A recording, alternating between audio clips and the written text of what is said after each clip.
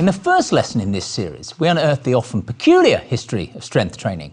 We investigated the wide range of innovative resistance training equipment now on the market, and we established the many, often unusual ways in which strength training can positively impact specific health conditions. In this lesson, we'll take a journey into the body to uncover how we respond to strength training deep inside.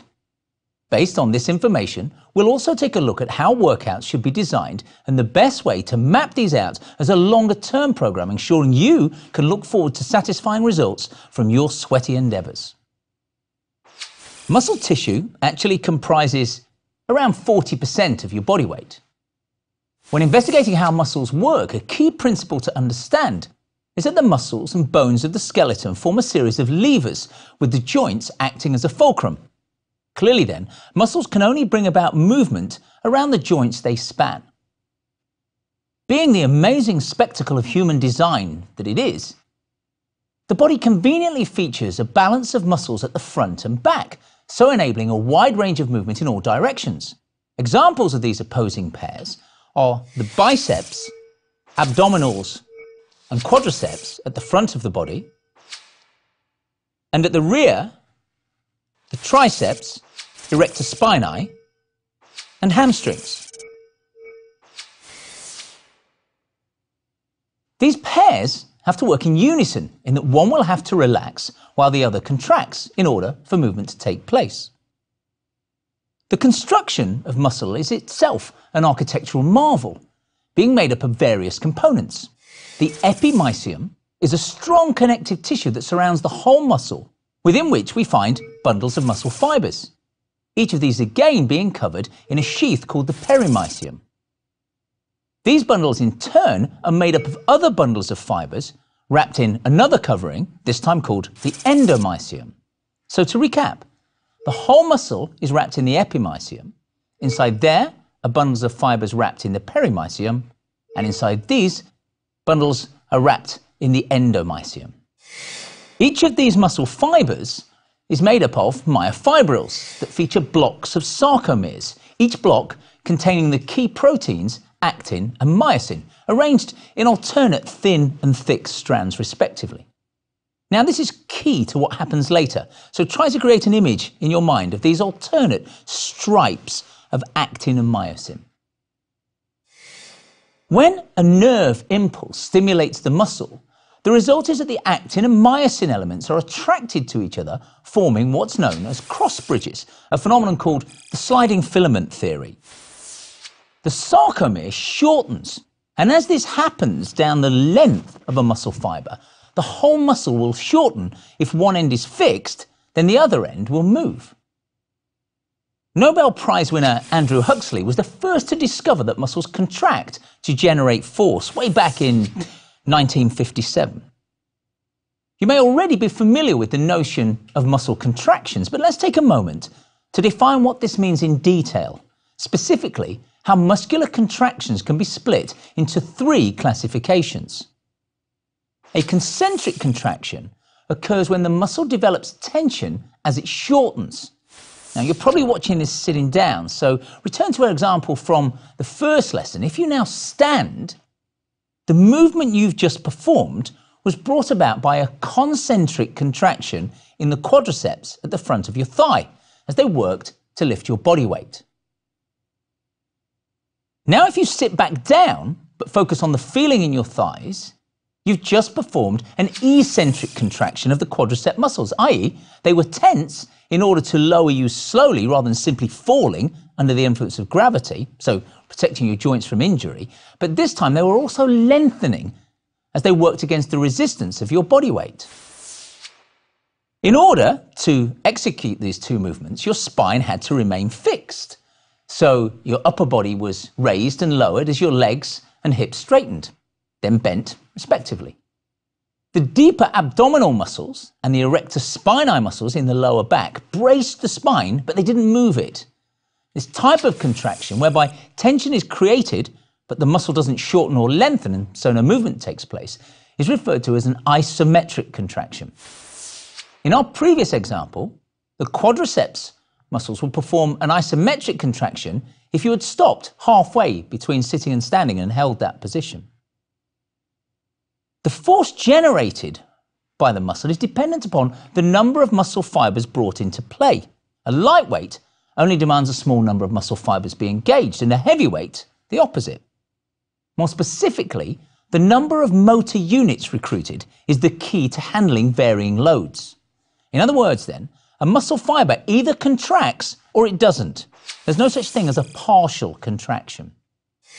A motor unit is the label given to a group of muscle fibers and the nerve that links them to the central nervous system, i.e. the spinal cord.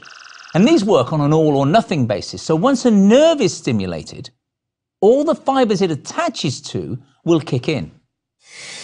Motor units differ in those body parts requiring precise movement, such as the eye muscles will have one nerve controlling only a few muscle fibers, whereas the buttock muscles, where we don't require that level of dexterity, may have one nerve serving hundreds of muscle fibers. You may have noticed from previous exercise experience that some people can perform cardio exercise for long periods of time, but they seem to struggle in conditioning exercises. Conversely, others can lift heavy weights but gasp for air after only a few minutes of jogging. Now this is because, interestingly, not all muscle fibers are the same, as our muscles are made up of a mix of slow twitch and fast twitch fibers, categorized as follows. Slow twitch muscle fibers, also known as type 1, and they're red in colour, hold myoglobin, which is where the oxygen is stored. They also contain a high concentration of mitochondria, which is an enzyme that's vital for the production of energy in the muscle cells. These muscle fibers are slow to contract, but also slow to fatigue, so they're ideally suited to activities of a lower intensity and longer duration. The fast twitch muscle fibers, however, known as type 2, are white in colour and hold low levels of mitochondria. They contract quickly, but also tire equally rapidly, so they're suited to high-intensity, short-duration exertions. Unlike the slow twitch fibers, fast twitch can be subdivided into two categories, with some fibers able to contract quickly, but with a little more staying power than typical fast twitch fibers. These type 2A, or pink fibers as they're known, are incredibly useful, as they can assist the slow twitch fibers if the intensity increases in an endurance event, and also support the fast twitch fibers when they begin to fail, allowing for a few extra repetitions or a few extra yards or a few extra seconds. The difference in speed of contraction between the two classifications of muscle fibers is predominantly due to the rate at which calcium is released from the fluid within the muscle cells, called the sarcoplasmic reticulum. In 1995, a study showed that the percentage of which fiber type we're composed of is genetically dependent and doesn't just vary from person to person, but also from muscle to muscle. It was once suggested, therefore, that if you wish to win an Olympic gold medal, you should choose your parents and probably also your grandparents very carefully. Sadly, the only way to accurately determine your relative makeup of fiber types is via a muscle biopsy, whereby a needle is inserted into the muscle in order to pull out a few fibers that can be viewed under a powerful microscope. Now, this is clearly not a comfortable procedure and carries the usual risks associated with invasive techniques, but fortunately, a number of muscular power test protocols have been developed that can be used to estimate the proportion of fast twitch fibers present in a particular muscle or group of muscles. Since the results of strength training will be muscle development, let's investigate just how this takes place. You may be shocked to learn that the aim of resistance training is actually to injure your muscles at cellular level, effectively causing small tears in the cell structure as a result of overloading them. The result of this is that satellite cells are then drawn to the area to repair the damaged fibers, leading to an increased number of protein strands. As an adaptive response, more dietary protein is absorbed, and so the cross-sectional area of the muscle fiber increases. The activity of these satellite cells is governed by hepatocyte growth factor, which is released by the pituitary gland and in turn controlled by testosterone. Now, this is why males achieve much greater muscular development than females, even though they both go through an identical biological process. This may be a common fear for women when advised to embark upon a strength training program, but it's simply not founded. Due to the lower concentration of the male hormone, you will not grow big muscles, but rather you'll achieve good tone. The area of muscle growth or hypertrophy is a complex domain, as demonstrated by a quick look at the physiques of Olympic weightlifters and bodybuilders, who will spend considerable training time in the gym, but yet exhibit significantly differing silhouettes. Research in 2011 suggested the three primary factors that affect muscle growth are mechanical tension, which is dependent upon exercise intensity, muscle structure damage, which activates the satellite cells, and metabolic stress that promotes hormonal activity. The difference in shapes of the aforementioned sportsmen and sportswomen lies not in these three factors, but in their specific training discipline. The aim of the weightlifter is purely to improve strength, so the focus will be on growing the fast twitch fibers only, whereas the bodybuilder is simply interested in size. This will seek hypertrophy in both the fast and the slow twitch fibers achieved through mixed workout volumes. As an interesting aside here, it's worth noting that fast twitch fibers not only lend greater strength to their hosts, but also respond better to strength training. They're capable of doing what's known as longitudinal fiber splitting, whereby the muscle fiber divides into parent and daughter fibers, so leading to an even greater increase in muscle size as the cross-sectional area of each of these fibers are enhanced. Although the relative percentages of muscle fibers cannot change, the result of a strength training program will be that the cross-sectional area of the slow and fast fibers might be similar to begin with, but can commonly shift to a ratio of 75 to 25 in favor of the fast twitch fibers. So this basically explains why people progress at different rates. Now let's change tack slightly. Moving away from the muscles, let's consider how strength training leads to increases in bone density and therefore a lowering of osteoporosis risk. The key to positive change is the skeleton's natural inclination to adapt to forces applied to it. If demands fall above a certain threshold, then cellular activity will change to bring about an increase in the strength of the bone. Now, this occurs through a phenomenon known as the piezoelectric effect, whereby the mechanical stress exerted by the tendon of a muscle on the bone to which it attaches generates a voltage. The term is derived from the Greek word for squeeze, so we can understand how it links to the performance of strength exercises. The piezoelectric effect dictates that stress applied will result in a charge being released from within the collagen fibers, and this then attracts the oppositely charged osteoblasts, which are the cells responsible for new bone formation, so they deposit minerals at the site. The result then will be a localized increase in bone density. Now, believe it or not, this principle was first observed as long ago as 1892 by Dr. Julius Wolff, hence it's actually known as Wolff's Law. Now, the key message to take away here then is that lack of physical activity will lead to a reduction in bone density and an increase in associated risk, but regular exercise will reverse this decline. It's worth noting here that research in 2000 with an elderly group specifically analysed different strength training methodologies and discovered that high-intensity exercise using a load of 70% of maximum capacity promoted greater bone formation than moderate exercise intensity using only 40 to 60%. This led to the suggestion that the elderly should not only be encouraged to commit to regular strength training, but should work hard in those sessions, providing health status screening and technique tuition have taken place. Strength training will also enable the tendons and ligaments to better help to stabilize the joints, offering shock-absorbing benefits and reducing the stress that wears down the articular cartilage on the end of the bones. It's important to also be aware of the reversibility principle that states, in direct opposition to the progressive overload axiom we've just mentioned, if you cease your regular exercise program, while some improvement in muscle mass and bone density will be retained, most will be lost. The strength you can generate on a specific movement is governed by the muscle length, the joint angle, and the velocity of movement. The improvement you can achieve in strength is dependent upon three things. Firstly, the type of muscle contraction used. Remember we talked earlier about concentric, eccentric and isometric contractions. It's best to incorporate a mix of these three with varying durations, perhaps the same count on the way up and down, or maybe 10 seconds slowly on the way up and a little quicker 5 seconds on the way down, or we could, vice versa, go up a little more quickly and down slowly. Surprisingly, we're able to generate greater force when performing an eccentric contraction.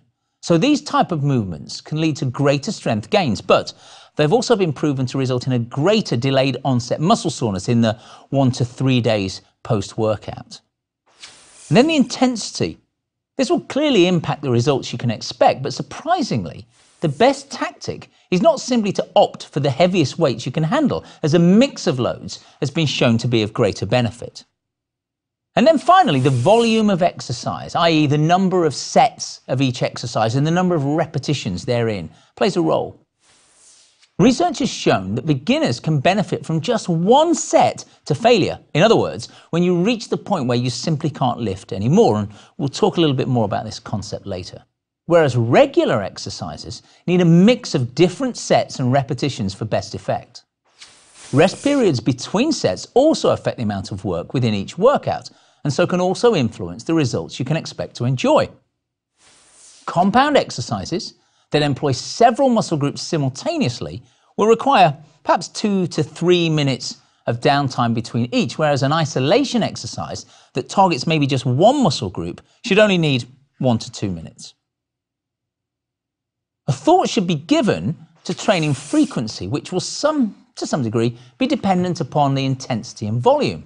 Novices should aim for a target of 2 to 3 total body workouts each week, with regular exercises recommended to perform at least 3. Now, once you get up to 4 sessions per week, it's best to adopt what's known as a split routine, alternating workouts between upper body and lower body exercises only, although a better way to divide this is to alternate between pushing and pulling exercises on different days. We're now in a position then to propose the following guidelines. Now, one thing you'll notice here is the frequency of exercise increases as you become a little more au fait with your exercise routine, moving from 2 to 3 times per week up to advanced 4 to 6. But remember we said you need to then think about splitting the routines. We said that a mix of contractions is best, so whether beginner, intermediate or advanced, working on both concentric and eccentric is the key. We need to increase our loads. You'll notice the beginner starts at around 60 to 70% of their capacity, moving up to as much as 100% for the advanced, and also the actual volume. In order to achieve the progressive overload, we're going to need to increase from 1 to 3 sets up to 3 to 5 sets. We've included speed of movement here in the final column, as this is of particular interest further to a 1992 study that revealed the force generated decreases as the speed of movement increases. And this is why lifting a heavy weight causes us to move more slowly. Interestingly, there's a school of thought that professes the optimum route to strength gains is through very slow resistance training, whether you're beginner or advanced. The idea of using super slow movements was developed in 1982 in an attempt to treat osteoporosis. Logically then, the older female subjects needed to do the exercises more slowly. Now, the jury's still out as to whether super slow is better. Studies in 1993 and 1999 claimed it promotes greater strength gains, but there were converse findings from research in 2001. Unfortunately, the researchers employed different participant populations, adopted different training protocols, and varied in their testing methods, so a definitive answer is hard to find. It may not be possible to declare without challenging that the very slow resistance training is a better procedure. However, we can be sure it's effective, and so incorporating it in conjunction with other workout procedures will be of benefit. Having earlier introduced the notion that strength training gains are dependent in part upon the intensity of workouts, it's worth defining this more clearly, as some confusion exists within the public domain and even amongst fitness professionals. An issue here is whether it's necessary to achieve what the sports scientists refer to as momentary muscular fatigue on each set of exercises, i.e. to reach the point of failure where you're physically unable to perform one more lift. Believe me, you'll know it when you get there. The theory behind training to failure is that it stimulates greater motor unit recruitment, so will promote maximum gains, which is physiologically sound. However, a 2007 study showed that this isn't always recommended, and actually training to failure could sometimes lead to overuse injuries. It was also established that for some people, continually training to failure could even reduce the levels of hormones responsible for muscle growth. Yep, totally the opposite of the desired result. The logical conclusion then is to ensure optimum results, as I mentioned in my previous point, related to the speed of movement and the concept of super slow repetitions, which is to take a mix and match approach, sometimes exercising to failure and other times just to the point of moderate fatigue. As mentioned earlier, a key to any strength training program is the concept of progression to ensure muscles and bones are continually forced to make adaptive changes that lead to positive health and aesthetic effects. Progressive overload refers to the need to incrementally increase the work demands as the body learns to accommodate them. Otherwise, the plateau effect will come into play, whereby continued effort doesn't elicit proportionate results. Manipulating the second two variables above, namely intensity and volume, are therefore the keys to continually generating improvements. So, let me give you a list of tactics that you can use to ensure your exercise sessions and so your results keep moving forwards.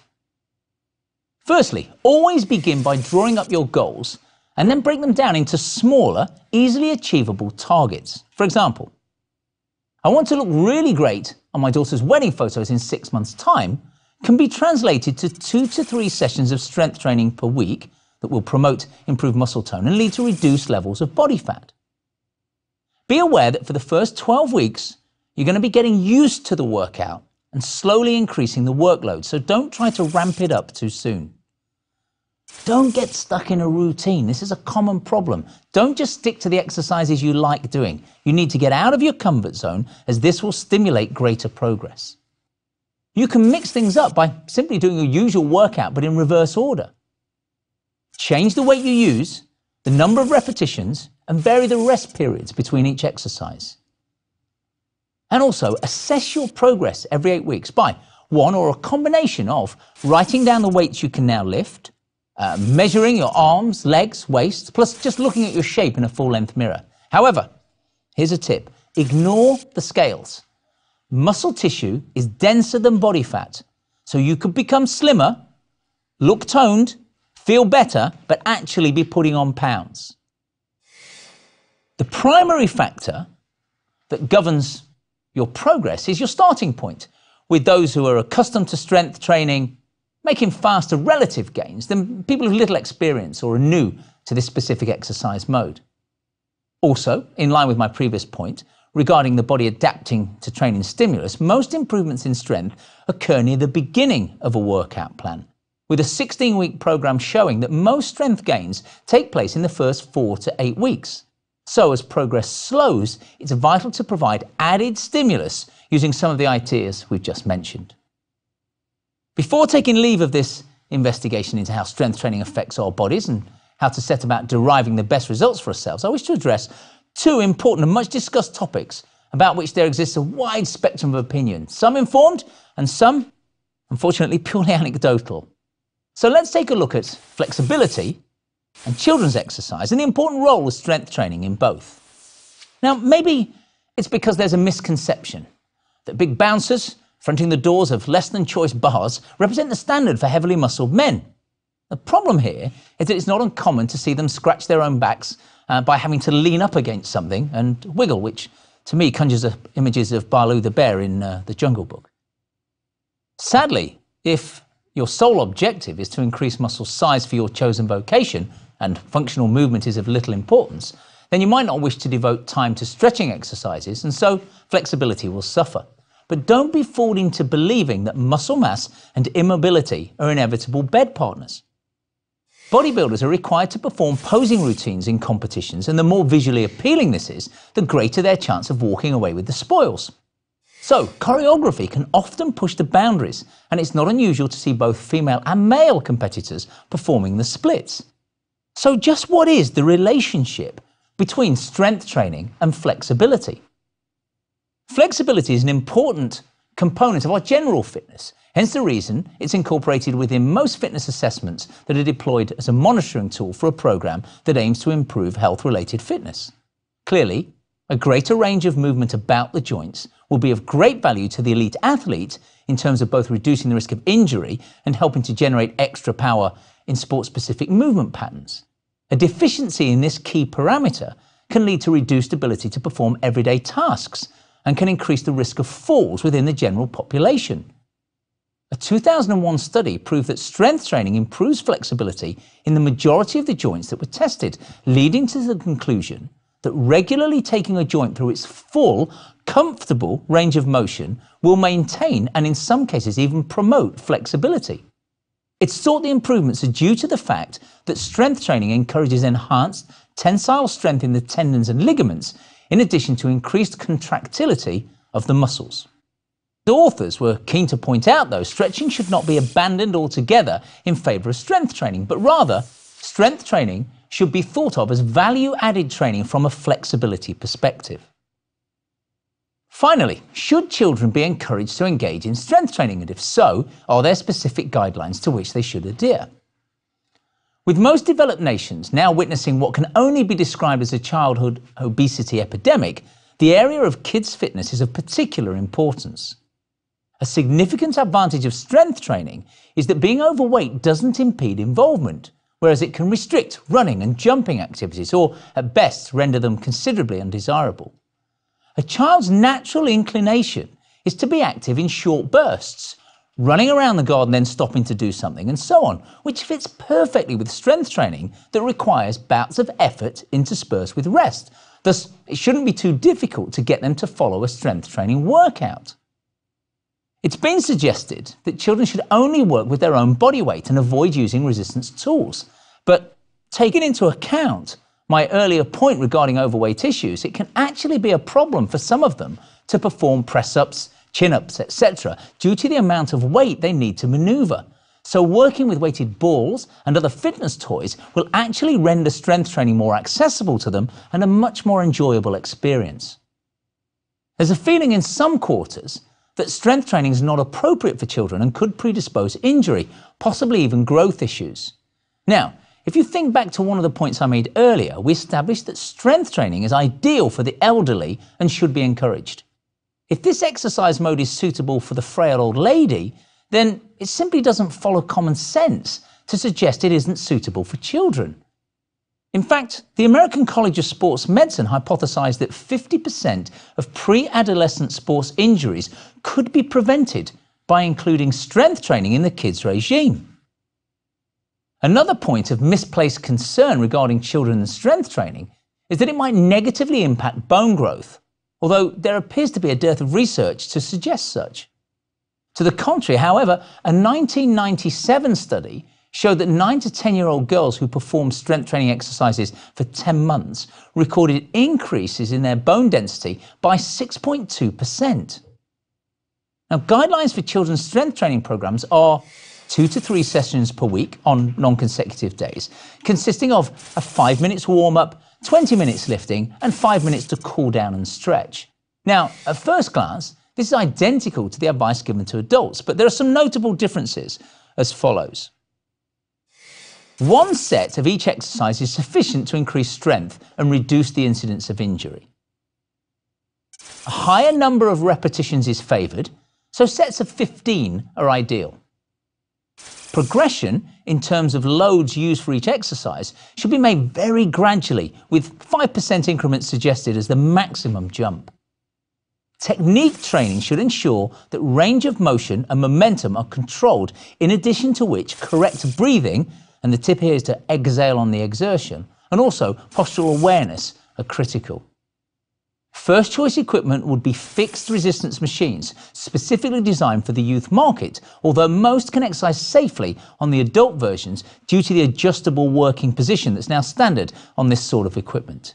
If neither are available, then free weights will be okay, but technique should be supervised. So, there you have it. In the course of just this one lesson, we've uncovered how strength training benefits our body and established that it's the perfect medicine for both children and the elderly, and of course, everyone in between.